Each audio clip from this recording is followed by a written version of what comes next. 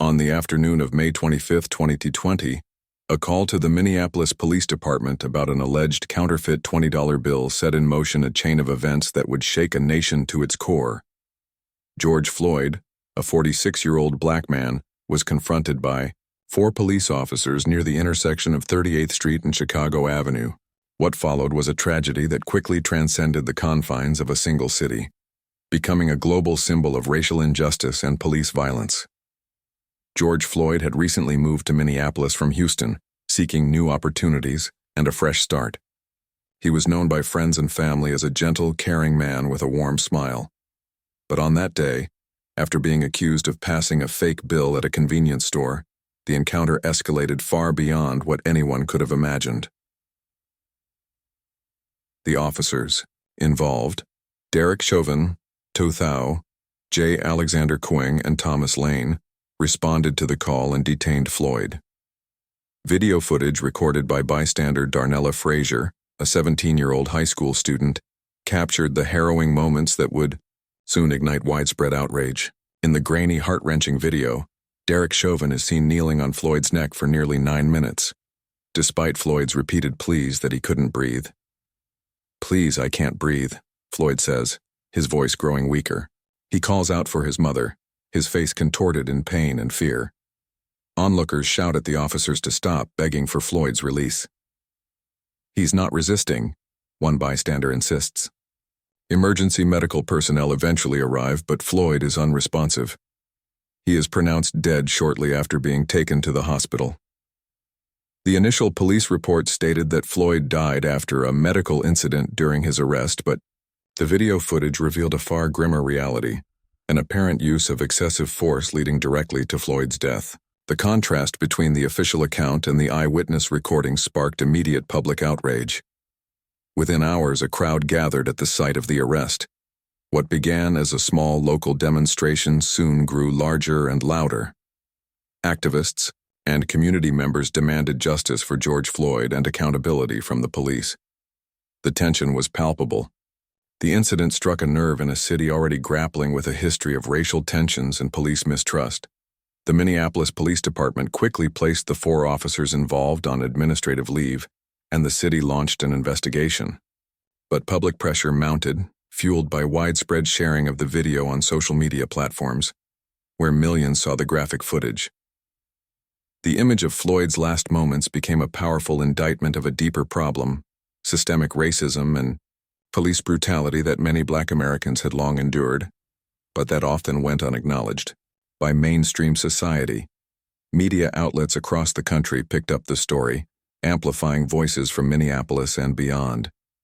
The Floyd family, represented by attorney Benjamin Crump, called for peace, but also for justice and reform. George Floyd was a man who deserved to be treated with dignity, Crump said in a statement. His life mattered and his death must lead to change. The immediate aftermath was marked not only by sorrow and anger, but also by a surge of solidarity. Vigils were held, and murals appeared overnight across Minneapolis and other cities. People gathered to mourn a life lost and to express a collective demand that such a tragedy never happen again. Yet the situation was also volatile. Tensions between protesters and police escalated in certain areas. Riots and looting erupted in Minneapolis and several other cities, bringing national attention to the protests. While many demonstrations remained peaceful, the unrest highlighted the depth of frustration simmering beneath the surface. In the days following Floyd's death, Minneapolis became the epicenter of a movement that would spread across every state and touch countries around the world. The phrase, "I can't breathe," words Floyd repeated as he struggled for air, became a rallying cry for millions demanding justice, equality, and an end to police violence. The tragic death of George Floyd laid bare the systemic issues that had long plagued American policing and racial relations. It forced a reckoning with uncomfortable truths and sparked urgent conversations about reform. The incident was not just another headline. It was a moment that pierced the national conscience and galvanized a demand for profound change. As the world watched, Minneapolis grappled with grief and anger, and the nation stood at a crossroads. How would the United States respond to the call for justice? Would this painful moment lead to meaningful reform, or would it fade into the backdrop of history? The answer to these questions would unfold over the coming weeks and months, shaping the course of a movement that was about far more than one man's death. It was about a country confronting its own deep-seated divisions and striving, often painfully, to live up to its ideals of justice and equality for all. The video recorded by Darnella Frazier, the raw, unfiltered footage of George Floyd's final moments, did not stay confined to Minneapolis for long. Within hours of being posted online, it began to spread across social media platforms, igniting an outpouring of grief, anger, and disbelief. What many had long suspected about police violence, particularly against Black Americans, was laid bare in a way that was impossible to ignore. People across the United States and around the world watched Floyd's desperate pleas. "I can't breathe." Those words, previously spoken by Eric Garner during his fatal encounter with New York police in 2014, echoed once again as a haunting refrain, a painful reminder of lives cut short by excessive force. This time, the video's widespread reach meant the public could no longer turn away. Social media became the crucible where awareness morphed into outrage. Millions shared the footage, along with messages demanding justice. Hashtags like "Justice for George Floyd," "Black Lives Matter," and "I Can't Breathe" surged, drawing global attention to the case. Influencers, celebrities, and politicians alike spoke out, some sharing their own experiences with racism and policing, while others called for systemic change. In Minneapolis, the epicenter of the tragedy, the initial demonstrations swelled in size and intensity. What started as a small group of community members standing outside the store where Floyd was detained soon grew into nightly protests demanding accountability. The streets became filled with people of all races, ages, and backgrounds united by a shared sense of injustice. Activists took to megaphones calling for the arrest of Derek Chauvin and the other officers involved. They chanted slogans demanding not just punishment but comprehensive reform of policing. Many carried signs with Floyd's face and the words, "Say his name," a phrase honoring victims of police violence who were often overlooked or forgotten. But, alongside the peaceful protesters, tensions grew. Police in riot gear arrived, equipped with tear gas and rubber bullets, creating scenes of confrontation that were broadcast live across news outlets. The use of force against demonstrators drew further condemnation and intensified the public's fury. For many, the image of police clashing with citizens peacefully demanding justice only underscored the very problems the movement sought to address.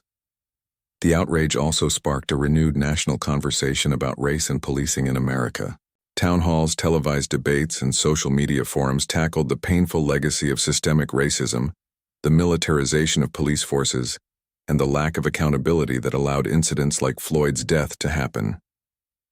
Experts discussed how historical inequalities had eroded trust between communities and law enforcement. Moreover, the protests in Minneapolis inspired a wave of demonstrations in cities across the country. From New York to Los Angeles, Atlanta to Chicago, people took to the streets in unprecedented numbers. The sheer scale of the protests, often peaceful and organized, made clear that Floyd's death was not an isolated incident, but a symptom of a deeper crisis. Internationally, solidarity marches were held in dozens of countries as the Black Lives Matter movement gained a new global resonance. Statues of controversial historical figures were toppled or defaced, reflecting a broader reckoning with racism and colonialism worldwide. While many Americans found hope in the solidarity and activism, others reacted with fear or hostility, wary of the scale and intensity of the unrest. Some leaders condemned the protests as violent riots, while others urged calm and dialogue. This division revealed the complex and often fraught landscape of racial and political discourse in the U.S. Amid the chaos, the Floyd family remained at the heart of the movement. They called for peace but also for justice, emphasizing that their loss was shared by millions. Darnella Frazier, the young woman who filmed the video, spoke publicly about the importance of bearing witness. "I just did what anyone else would have done. she said, underscoring the power of individual action to expose injustice. Media coverage of the incident shifted the national focus toward police reform debates. Questions about the use of force, policies, the role of qualified immunity, and the allocation of police funding became central to legislative discussions. Some cities and states moved quickly to propose or implement changes, spurred by the overwhelming public demand. The viral video and ensuing protests marked a turning point, a moment when silent suffering was transformed into collective action. George Floyd's death became a catalyst that exposed long-standing wounds and mobilized millions to call for accountability and equality. Yet, even as the world watched and the protests echoed through streets, the question remained: would this wave of outrage translate into lasting change? The answer depended on the legal processes that were just beginning, the political will of leaders, and the sustained energy of activists and communities determined to ensure that Floyd's death was not in vain. The initial shock of that late May afternoon in Minneapolis rippled outward, awakening a nation to its fractures and forcing a reckoning that had long been overdue.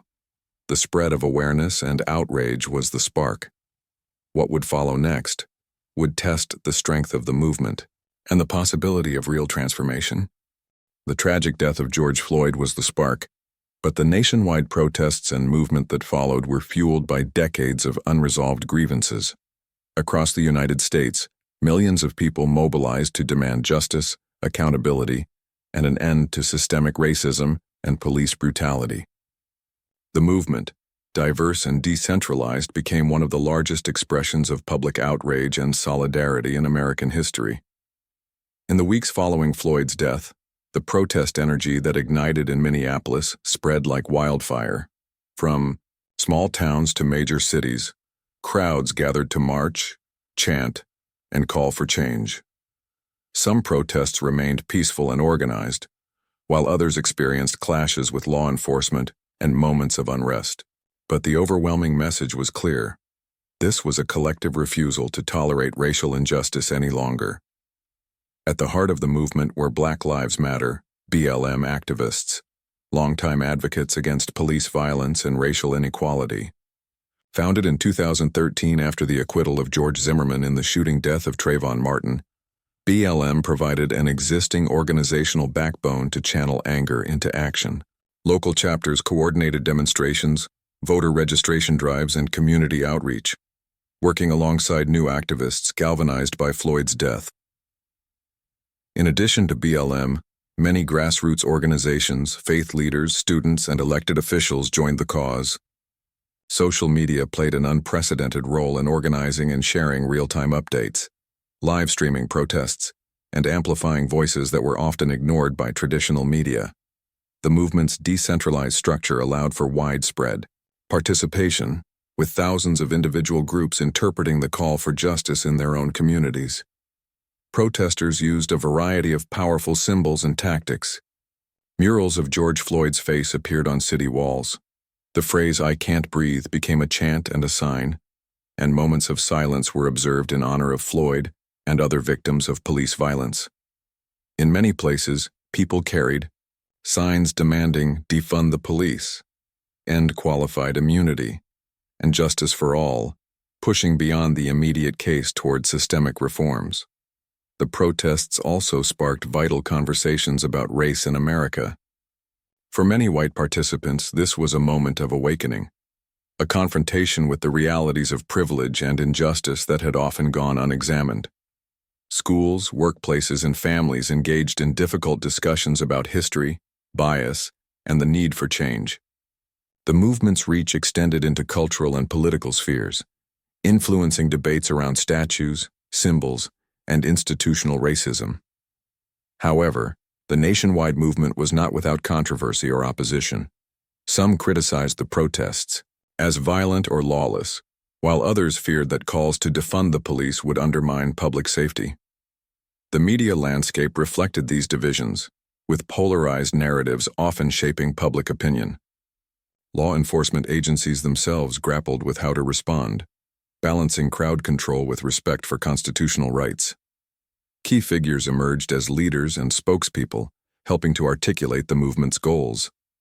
Activists like Patrice Cullors, Alicia Garza, and Opal Tometi, co-founders of Black Lives Matter, spoke widely about the need for transformative justice.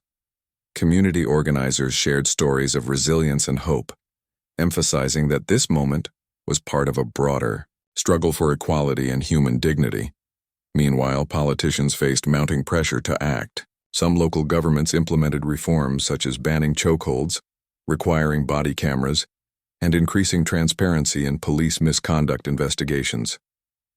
At the federal level, lawmakers introduced legislation addressing police accountability, though significant partisan divides limited swift action. The movement also inspired global solidarity. Demonstrations erupted on every continent, showing that Floyd's death had become a symbol of resistance against racism worldwide. These international protests linked American struggles to broader human rights issues, reminding observers that systemic racism is a global challenge. Despite the scale and passion of the protests, many activists stressed that the work was just beginning. The movement demanded not only justice for George Floyd but also comprehensive change in how law enforcement operates, how communities are served, and how systemic inequalities are addressed. The nationwide movement brought millions into the streets, changing the conversation about race and policing in America. It exposed deep fractures but also a shared yearning for justice and reform. What remained to be seen was whether this surge of activism would translate into lasting legal and political change. As protests continued to unfold, the focus increasingly turned to the legal system and the officers involved in Floyd's death. The nation watched closely, awaiting signs that accountability would be served and that the sacrifice of George Floyd would not be forgotten. As protests raged across the nation, the spotlight sharpened on the legal response to George Floyd's death. The demand for justice was clear, and millions awaited the outcomes of investigations and prosecutions with bated breath. The case was no longer just about one man's death. It was a test of America's capacity to hold law enforcement accountable under the law. Within days of the incident, Minneapolis authorities acted swiftly. Derek Chauvin, the officer seen kneeling on Floyd's neck, was arrested and charged with third-degree murder and second-degree manslaughter, charges many advocates felt were insufficient. As public pressure intensified, charges against Chauvin were upgraded to second-degree murder, and the other three officers involved, Tu Thao, J. Alexander Kueng, and Thomas Lane, were charged with aiding and abetting second-degree murder and manslaughter. The decision to arrest and charge the officers marked a significant departure from many previous police-related cases, where officers were rarely indicted or prosecuted. The global attention on this case meant that every legal step was scrutinized, and the proceedings became a focal point for the movement demanding justice. Derek Chauvin's trial, held in early 2021, was a landmark event. It was one of the few times in recent memory that a former police officer faced criminal charges for an on-duty death involving excessive force. The trial was live-streamed to the public, allowing millions to witness the courtroom drama and legal arguments unfold. Prosecutors presented compelling evidence, including the chilling video footage of Floyd's final minutes, eyewitness testimony from bystanders, and medical experts who testified that Floyd's death was a homicide caused by Chauvin's actions. The defense argued that Floyd's underlying health conditions and drug use contributed to his death, attempting to shift blame away from the officer. The trial also brought forward emotional testimony from George Floyd's family, humanizing the victim beyond the viral video. Their grief and dignity resonated deeply with the public and underscored the profound human cost of police violence. After weeks of testimony and deliberation, the jury found Derek Chauvin guilty on all three charges: second-degree unintentional murder, third-degree murder, and second-degree manslaughter. The verdict was met with relief and celebration by many across the nation, who saw it as a rare instance of accountability in a justice system often criticized for protecting police officers. Sentencing followed, with Chauvin receiving 22.5 years in prison. The sentences for the other officers proceeded separately, with trials delayed and proceedings ongoing, reflecting the complexity and gravity of the case. While the verdict was a landmark, it did not signal an end to the broader issues. Many activists and community leaders emphasized that true justice extended beyond individual convictions to systemic reform. They warned against complacency, noting that police violence remained a widespread problem. The legal proceedings also sparked important discussions about policing policies, qualified immunity, and the need for transparency. For many, the Chauvin trial illuminated the challenges of holding officers accountable, including the difficulties juries face when deciding cases involving law enforcement. Moreover, the case prompted police departments across the country to review their training, use of force policies, and community engagement practices. Some cities banned chokeholds and neck restraints. Others implemented new accountability measures, including civilian oversight boards and independent investigations. The Floyd case also influenced legislative efforts at both state and federal levels. Bills aimed at reforming police conduct, enhancing body camera requirements, and addressing racial bias were introduced and debated, though progress varied by jurisdiction. Public reaction to the legal outcomes was mixed. While many viewed the verdict as a step forward, others remained skeptical about the justice system's ability to deliver consistent accountability. The movement underscored the need for ongoing vigilance, advocacy, and structural change. Ultimately, the Floyd trial and legal aftermath became a pivotal moment in American criminal justice history. It showed that accountability was possible, but highlighted the systemic challenges that remain. The proceedings reaffirmed the power of public pressure and collective action in demanding justice, but also illustrated the slow, complex path toward meaningful reform. As the nation processed the verdict, the focus began to shift toward policy, changes, and broader conversations about the future of policing in America. Conversations that would shape the next chapter in the movement sparked by George Floyd's death. George Floyd's death ignited not only protests and legal battles, but also a wave of urgent policy discussions and reform efforts aimed at transforming policing in America. The nationwide demand for accountability forced cities, states, and even the federal government to confront decades-old practices and propose tangible changes to prevent future tragedies. In the immediate aftermath of the protests, many police departments moved swiftly to implement reforms. Among the most common was the banning of chokeholds and neck restraints, tactics directly implicated in Floyd's death.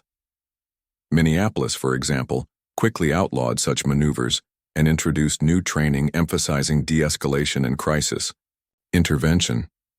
The movement also brought renewed scrutiny to the concept of qualified immunity, a legal doctrine that protects police officers from civil lawsuits unless their actions violated clearly established rights. Activists argued that qualified immunity allowed officers to evade consequences for misconduct.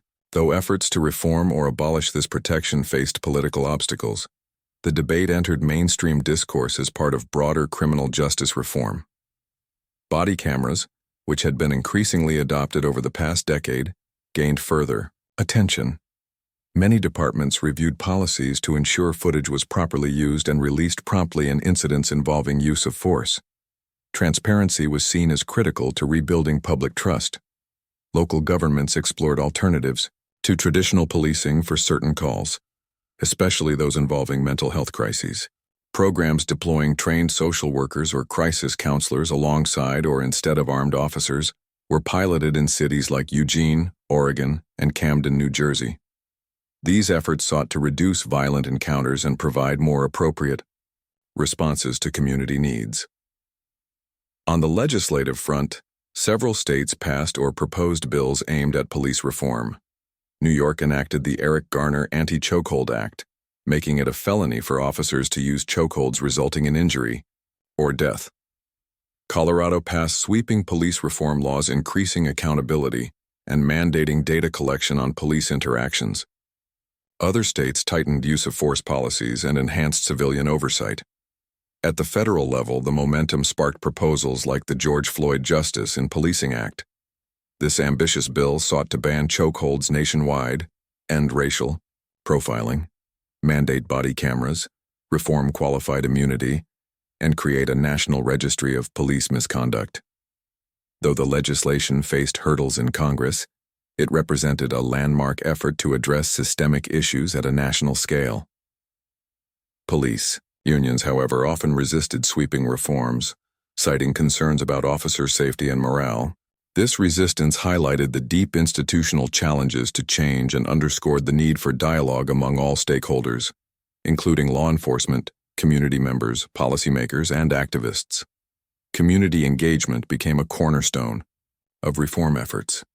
Town halls, advisory councils, and partnerships aimed to foster dialogue and collaboration between police and the communities they serve. Many departments increased recruitment of officers from diverse backgrounds and prioritized cultural competency training to better understand and serve marginalized populations. The reform push extended beyond policing practices to address broader social determinants of crime such as poverty, education, and healthcare disparities. Activists argued that true justice required addressing systemic inequities that fuel cycles of violence and mistrust. Despite progress, challenges persisted. Budget debates emerged, with some activists calling to defund the police, a phrase that meant reallocating funds to social services rather than abolishing law enforcement entirely, while others worried about the impact on public safety. Finding consensus proved difficult amid polarized public opinion. Data collection and analysis improved, revealing troubling patterns of racial disparities in stops, arrests, and use of force. These insights fueled calls for more targeted reforms and accountability measures, including independent investigations into police misconduct and stronger disciplinary actions. Training programs evolved to emphasize empathy, communication skills, and implicit bias awareness. Yet critics warned that training alone was insufficient without systemic change in culture and accountability. The George Floyd movement also inspired innovation in technology, such as early warning systems to identify officers with repeated complaints and body camera analytics to ensure compliance with policies. In sum, the policy changes and reform efforts triggered by Floyd's death represented a critical step forward, a commitment to transforming policing from reactive enforcement to community-centered service. The process was neither quick nor easy. It required confronting entrenched systems and balancing diverse interests. While no single policy could erase decades of harm, these reforms marked a hopeful direction, an acknowledgement that change was both necessary and possible. The challenge moving forward was sustaining momentum, expanding reforms, and ensuring that new policies translated into safer, more just communities. As the nation continued to grapple with these issues, the legacy of George Floyd's death became entwined with the ongoing struggle to create a fairer, more accountable criminal justice system, one that respected human dignity and upheld the promise of equality for all. More than 3 years after George Floyd's death, the echoes of that tragic day continue to resonate deeply across American society. Floyd's death was not just an isolated incident. It became a defining moment that exposed long-standing racial injustices and catalyzed a nationwide reckoning with policing, inequality, and systemic racism. Yet while significant progress has been made, the journey toward justice and reform remains unfinished. The immediate aftermath of Floyd's death saw unprecedented unity in protest and political will for change. But the deeper, lasting impact lies in how it shifted the national conversation. For millions of Americans, Floyd's death personalized the abstract realities of racial profiling, police brutality, and systemic bias. It transformed distant statistics into a human face and a collective moral imperative. Communities across the country demanded more than just legal justice. They called for structural transformation. This led to renewed focus on policies aimed at reducing excessive force, increasing accountability, and investing in community-based alternatives to traditional policing. The George Floyd Justice in Policing Act, though stalled in Congress, inspired legislative momentum at multiple levels of government. At the local level, many police departments have adopted reforms that seemed impossible before: banning chokeholds, instituting independent oversight, revising use of force policies, and enhancing transparency.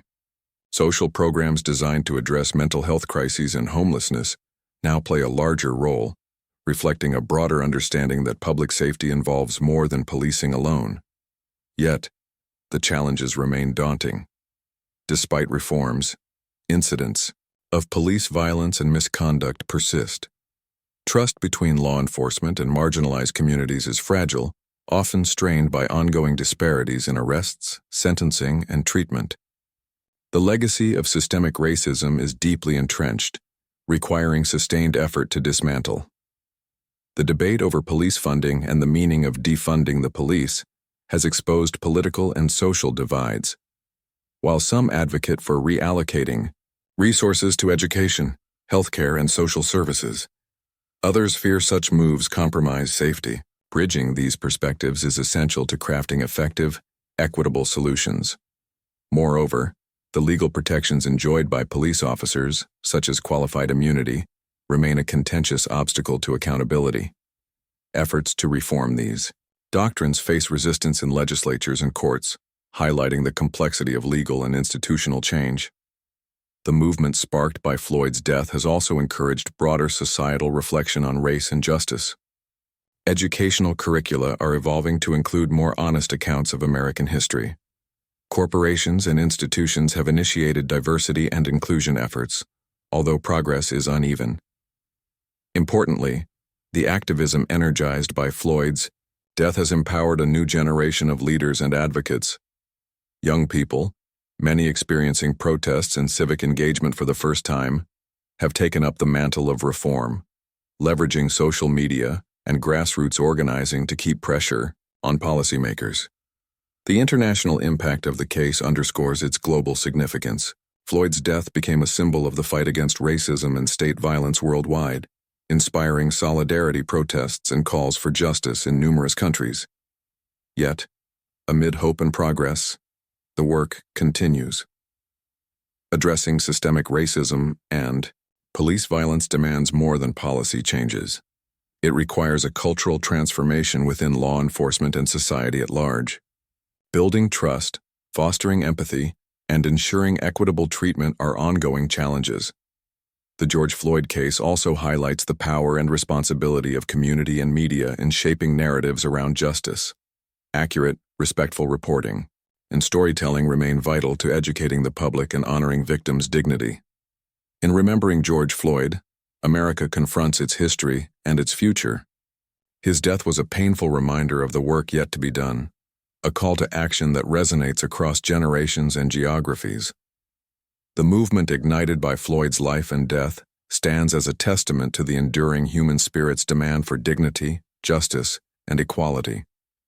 It serves as a reminder that while progress can be slow and uneven, collective courage and determination can propel society toward meaningful change. As the nation moves forward, the legacy of George Floyd will continue to challenge and inspire. It compels a commitment not only to reform policing, but to fundamentally reimagine justice in America, ensuring that the promise of liberty and equality is truly extended to all.